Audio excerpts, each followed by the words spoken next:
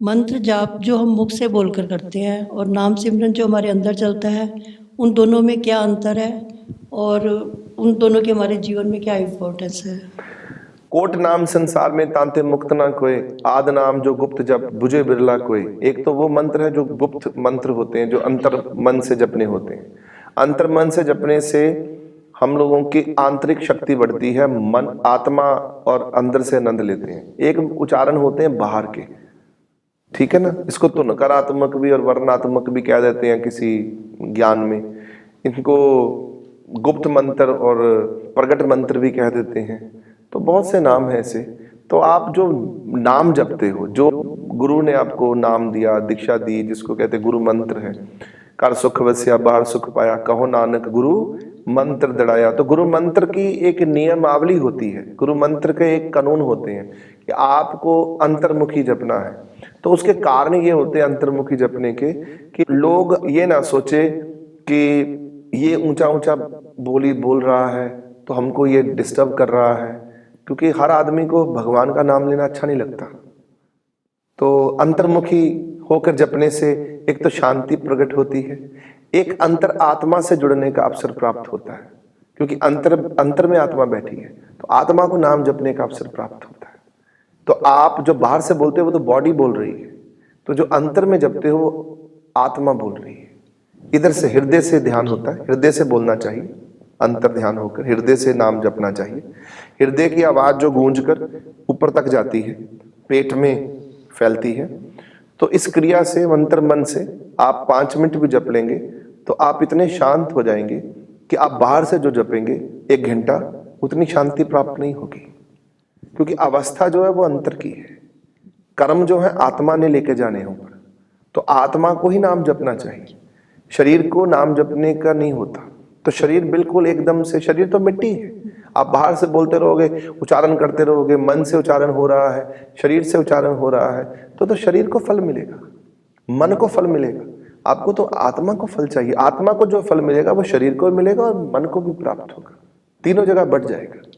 तो जो शरीर का कर्म है वो आत्मा को नहीं जाता। कर्म भी 3 तरह के, वाचिक, मानसिक और शारीरिक, तीनों कर्म करने पड़ते हैं तभी हमारा कर्म पूरा होता है। ऐसे ही हमको नाम जपने के लिए अंतर्मन की, हमें अंतर्मन से खिंचाव चाहिए होता है, अंतर्मन से हमें जागना होता है, अंतर्मन से हमको भगवान के प्रति जागरूक होना होता है, चेतन होना होता है। तो अंतर में ईश्वर है। जैसे हनुमान जी ने छाती चीर के अपने राम जी को, गुरु को प्रकट किया, गुरु दिखाया कि मेरे अंदर बैठे हैं, बाहर नहीं है, शरीर के अंदर है, रोम रोम में रहते हैं। तो इसलिए दूसरा इसका ये रहता है गुप्त मंत्र का, गुप्त मंत्र जो आद नाम गुप्त जप, जो कोट नाम संसार में तांते मुक्त ना हो, आद नाम जो गुप्त जप बुझे बिरला कोई।